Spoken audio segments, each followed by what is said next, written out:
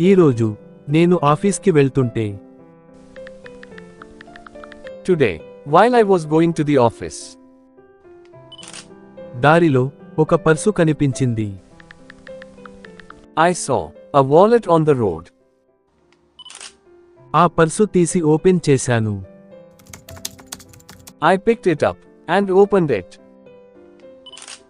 ఆ పర్సులో డబ్బు మరియు ఒక ఫోటో ఉంది. There was some money and a photo inside. Photo తీసి వెనకాల చూశాను. I took the photo and looked at the back. Photo వెనక ఫోన్ నెంబర్ ఉంది. There was a phone number written on it. ఆ నెంబర్కి కాల్ చేసి అన్నాను. I called that number and said, me purse నాకు దొరికింది, రండి తీసుకోండి. your wallet is with me. You can come and take it.